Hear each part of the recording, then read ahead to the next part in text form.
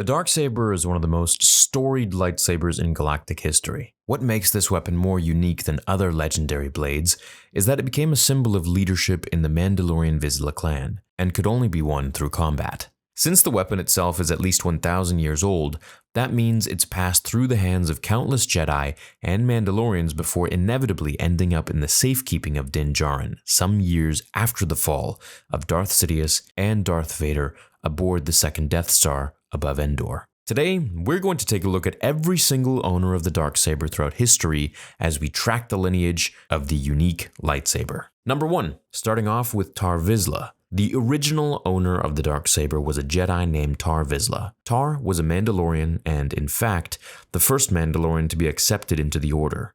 Although the exact date of Tar Vizsla's birth and death remain murky, we know that he existed sometime prior to the fall of the Old Republic. So he was around sometime before 1000 BBY. During Tar's time on Coruscant, he actually created the Darksaber when it became time for him to create a Jedi weapon of his own. After some time, he left the Jedi Order and went to Mandalore, where he became leader of the Mandalorians. Number 2, the Jedi. After Tar Vizsla's death, the Darksaber found its way into the Jedi's hands once again.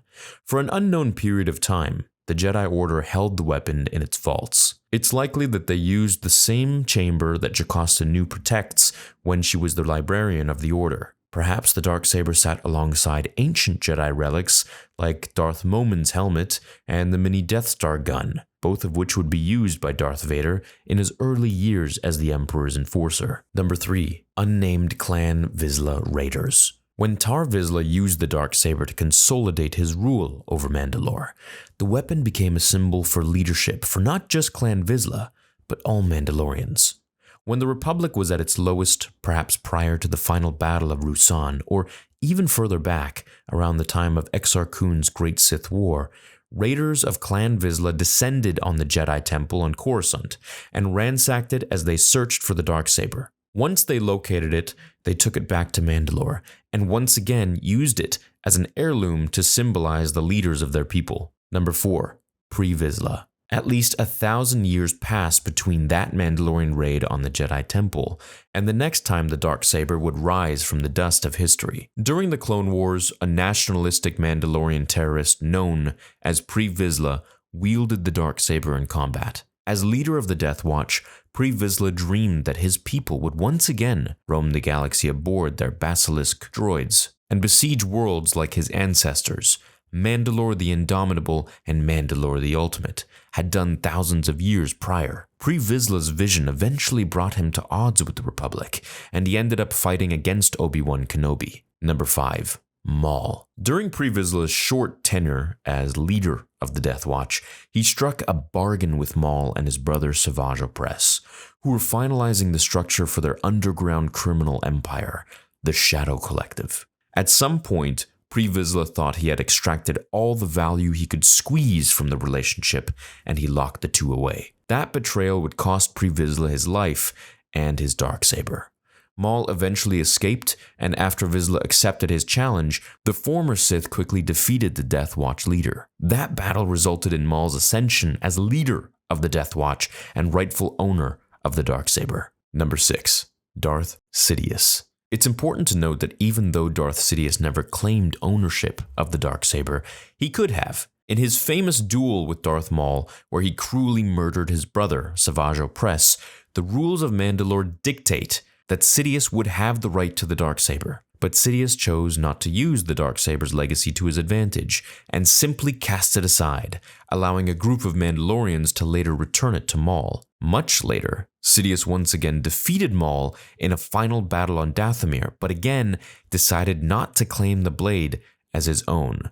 So this one is kind of murky. I figured I'd just throw it in there because he truthfully is a very rightful heir to the sword. However, he just didn't care for it. He didn't really care for lightsabers in general, actually. Number 7, Kanan Jarrus. After Darth Sidious rose to power as Emperor of the First Galactic Empire, the Darksaber was sort of still Maul's. At one point, while on the Night Sister-controlled planet of Dathomir, a Jedi who had survived Order 66, named Kanan Jarrus, took the Darksaber from Maul's table and used it to destroy a Darkside relic. He held onto it for a short while before ultimately relinquishing it to its next owner. Number 8. Sabine Wren. Sabine Wren was a Mandalorian who ended up traveling around the galaxy with Kanan, becoming a rebel soldier. She found herself more and more estranged from her Mandalorian heritage until Kanan Jarrus discovered the Darksaber on Dathomir. Eventually, Kanan taught the young Mandalorian how to use the weapon, and although her claim was initially challenged,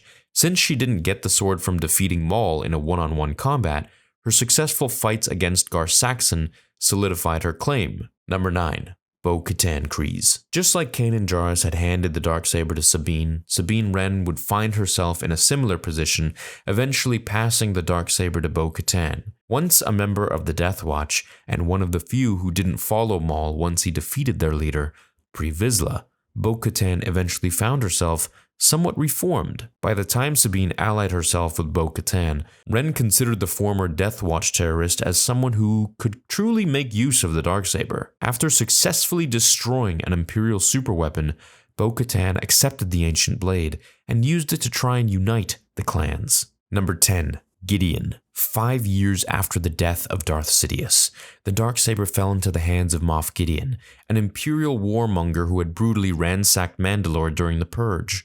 His desire to wield the weapon might have simply been from his complete and utter disdain for Mandalore and their culture, which must have been a powerful emotion, considering how forbidden using Jedi relics was in the Empire. How Gideon took it from Bo, no one really knows yet, but he obviously bested her in combat or maybe even stole it from her, and then had her arrested, where she maybe escaped. I don't really know, just making that up. Number 11. Finally, Din Djarin. While we don't know much about Gideon's time with the Darksaber, we know how he lost it. In a fight with the Mandalorian Din Djarin, Gideon ended up on the losing side of that battle, and Din walked away with the Darksaber as his prize.